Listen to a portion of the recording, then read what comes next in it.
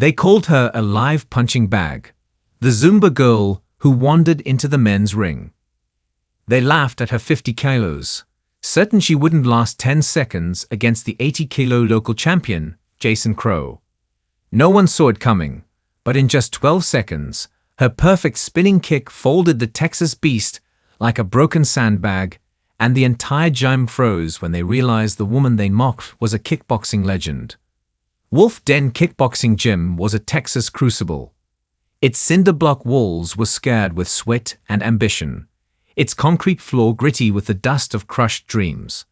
The air was thick with the scent of liniment and determination. The fluorescent lights buzzed overhead, casting harsh shadows over heavy bags and frayed mats. Once a month, the gym hosted its open sparring event, a brutal showcase billed as a welcome for newcomers, but designed to feed the egos of seasoned fighters. Police officers, ex-military personnel, and amateur kickboxers came to dominate, not to teach. The ring at the center was a gladiator's pit, its ropes sagging under the weight of past victories, its canvas stained with the arrogance of men who saw weakness as sport. The crowd was intense, tattooed gym regulars flexing in tank tops, officers with buzz cuts making bets, and fighters shadow boxing to warm up, their eyes scanning for newcomers. Into this environment walked Lena Hartley, 29, 52 kilos, 5'2", a phantom in a plain gray shirt, faded black leggings, and worn-out boxing gloves. Their leather was cracked like her past. Her hair was tied in a tight bun under a frayed cap, her hazel eyes shadowed, her hands wrapped in old, stained tape. She sat quietly in the corner, her presence a whisper against the gym's roar. A woman who'd once ruled as a military kickboxing champion, only to vanish after a scandal forced her into the shadows. As Lena signed in, the gym bookkeeper, her glasses perched low, scoffed from behind the counter, her voice loud enough for the fighters to hear. "You here on a scholarship, kid? Those leggings look like they're from a thrift bin," she said, her laugh sharp, implying Lena's modest appearance disqualified her from the gym's elite ranks. The crowd chuckled, their eyes judging Lena's faded t-shirt, their phones capturing her plain gear.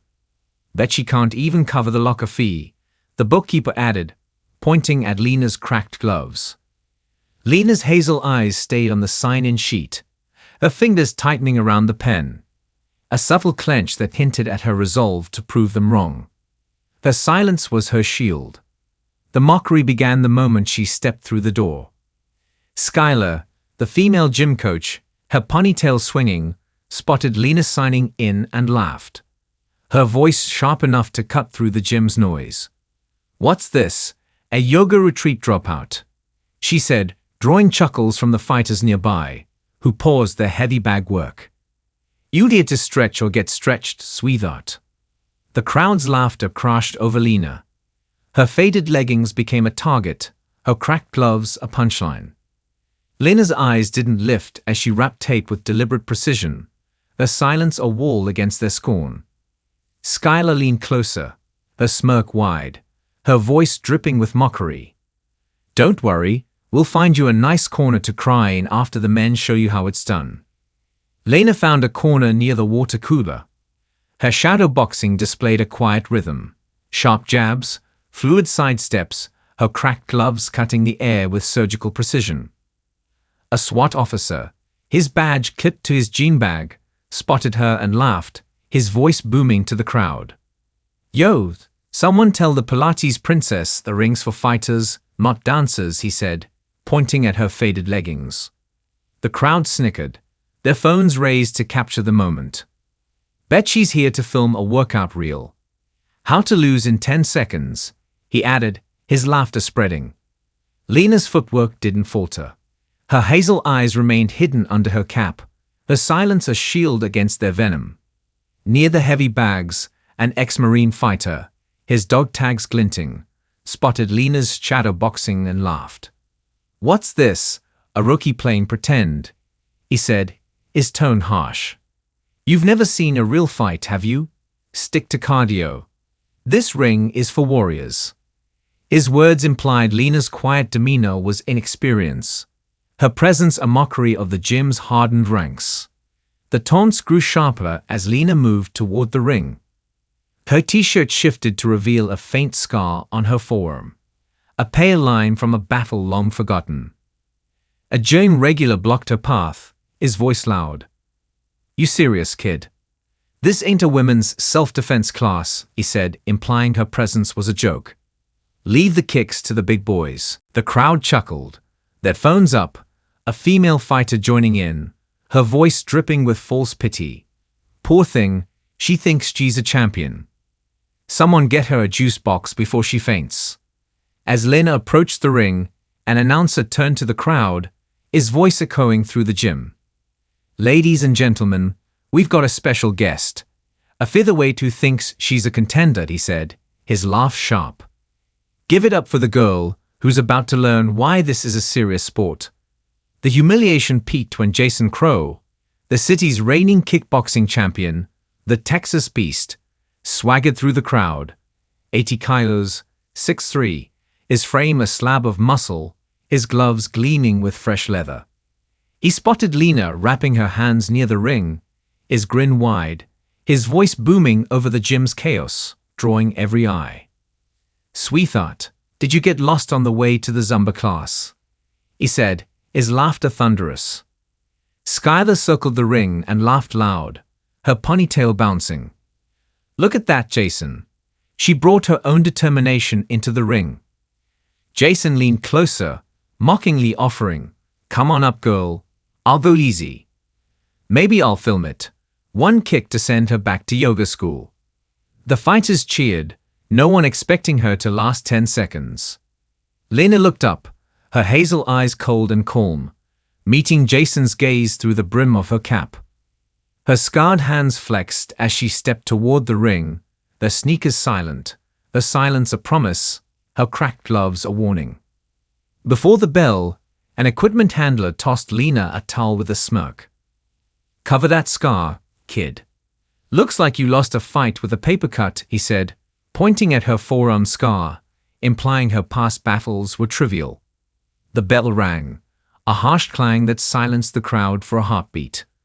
The ring became a pit where reputations were forged or broken. Jason strutted forward, no headgear, his arms loose, his posture mocking, his grin wide, his muscles rippling. Lena sidestepped, her footwork a whisper, her small frame a ghost against his bulk, her cracked gloves steady, her hazel eyes locked on his movements. Seconds ticked by. 1, 2, 3. Jason teased with light kicks, playing to the crowd, his laughter booming. "Come on, princess, throw something," Jason taunted, his guard loose, his side exposed. Lena's footwork was a masterclass, her petite frame weaving through Jason's teasing kicks with surgical precision.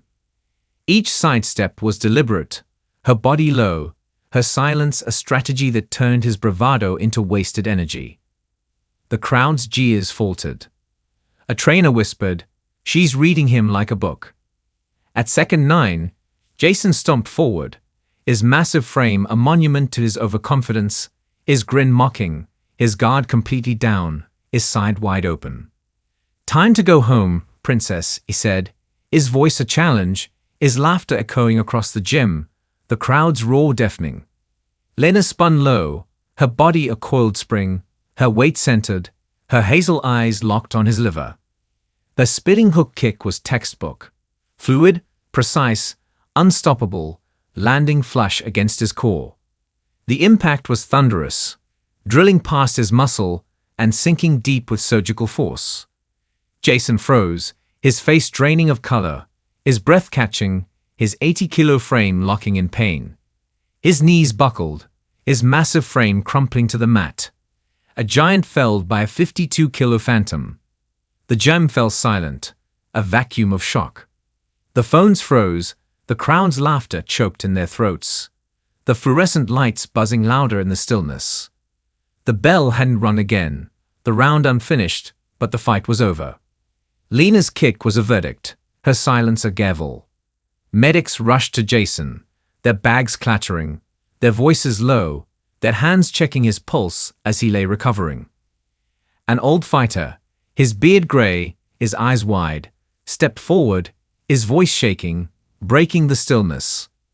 "That's Lena Hartley," he said, his tone a mix of awe and respect. Former military kickboxing champion, nicknamed Hartley the Ghost. The woman who dropped a 90-kilo opponent in 9 seconds at the 2015 Army Games. She disappeared after a scandal, refused an underground fight contract, and was forced into retirement. The crowd gasped, their phones lowering. A trainer muttered, "She was untouchable, undefeated, 22-0, until they pushed her out for saying no to their money." Lena unwrapped her gloves, her scarred hands steady, the old tape peeling, her forearm scar catching the light. A testament to battles fought and won, a symbol of her resilience. She stepped off the ring, her sneakers silent, her hazel eyes brushing past Skylar, now pale and silent, her ponytail limp. "If you think muscle is everything," Lena said, her voice low, each word precise and final, echoing across the gym, "you're still living in a fantasy world."